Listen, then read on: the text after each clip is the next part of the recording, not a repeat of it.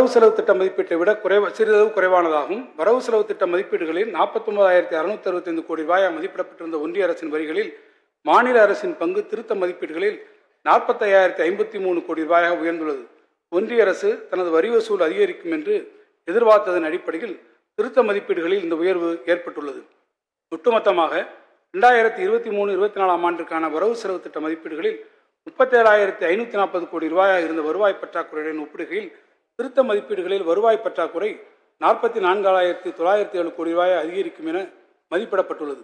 2023-24 ஆண்டிற்கான வரவு செலவு திட்டத்தில் 36,017 கோடி ரூபாயாக இருந்த மதிப்பிடப்பட்ட தமிழ்நாடு மின் உற்பத்தி மற்றும் பகிர்மான கழகத்திற்கான இழப்பீட்டு நிதி நீங்கலான வருவாய் பற்றாக்குறை திருத்த மதிப்பீடுகளில் 27,790 கோடி ரூபாயாக மதிப்பிடப்பட்டுள்ளது.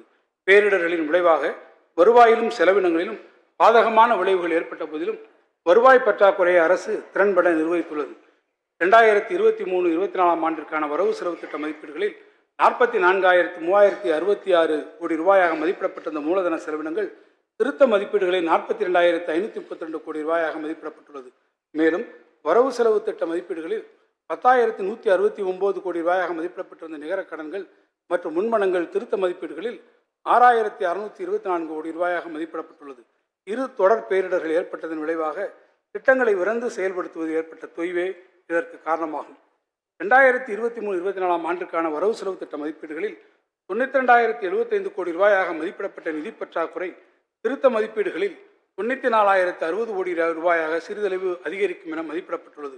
மாநில மொத்த உள்நாட்டு உற்பத்தி மதிப்பு குறையும் என மதிப்பிட்டுள்ளதன் காரணமாக 23-24 ஆண்டிற்கான வரவு செலவு திட்ட மதிப்பீடுகளில் மாநில மொத்த உள்நாட்டு உற்பத்தி மதிப்பில் 3.25% மதிப்பிடப்பட்ட நிதி பற்றாக்குறை திருத்த மதிப்பீடுகளில் 3.45% அதிகரிக்கும் என மதிப்பிடப்பட்டுள்ளது.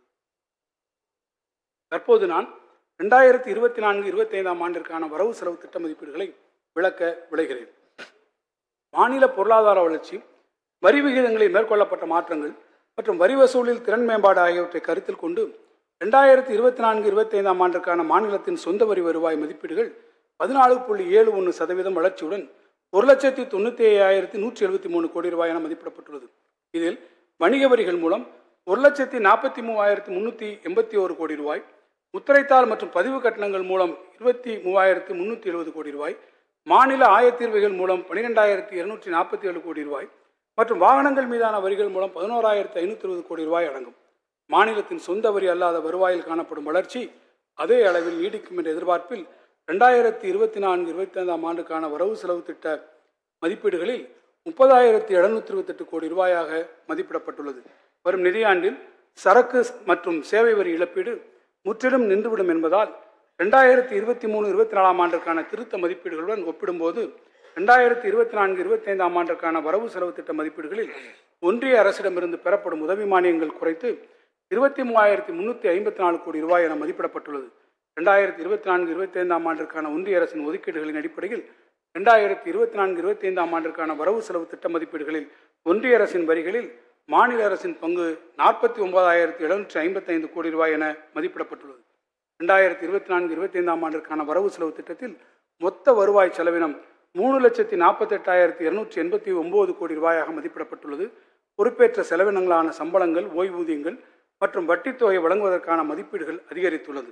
மானியங்கள் மற்றும் உதவி மானியங்கள் வழங்குவதற்கான மதிப்பீடுகள் 1,46,908 கோடி ரூபாய் என உயர்த்தி மதிப்பிடப்பட்டுள்ளது. இதற்கு முக்கிய காரணம் கலைஞர் மகளிர் உரிமை தொகை திட்டத்தினை முதல் முறையாக முழு ஆண்டிற்கும் செயல்படுத்த உள்ளதால் ஏற்படும் கூடுதல் செலவினம் 5,696 கோடி ரூபாய் ஆகும். ஒட்டுமொத்தமாக 2024-25 ஆண்டு வரவு செலவு திட்ட மதிப்பீடுகளில் தமிழ்நாடு மின் உற்பத்தி மற்றும் பகிர்மான கழகத்தின் இழப்பீட்டிற்காக நிதி 14,442 கோடி ரூபாயும் சேர்த்து வருவாய் பற்றாக்குறை 49,279 கோடி ரூபாயாக இருக்கும் என்று மதிப்பிடப்பட்டுள்ளது. இழப்பீட்டுத் தொகை நீங்களாக வரும் ஆண்டில் வருவாய் பற்றாக்குறை 34,837 கோடி ரூபாயாக இருக்கும் என மதிப்பிடப்பட்டுள்ளது. இந்த வருவாய் பற்றாக்குறை 23-24 ஆண்டிற்கான வரவு செலவு திட்ட மதிப்பீடுகளில் உள்ள தமிழ்நாடு மின் உற்பத்தி மற்றும் மின் பகிர்மான கழகத்திற்கான இழப்பீட்டு நிதி நீங்களான வருவாய் பற்றாக்குறை விட குறைவாக உள்ளது என்பது குறிப்பிடத்தக்கது.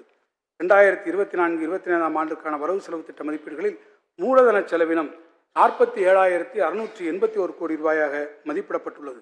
இது 2023-24 ஆண்டிற்கான திருத்த மதிப்பீடுடன் ஒப்பிடும்போது 12.11% வளர்ச்சி கொண்டதாகும்.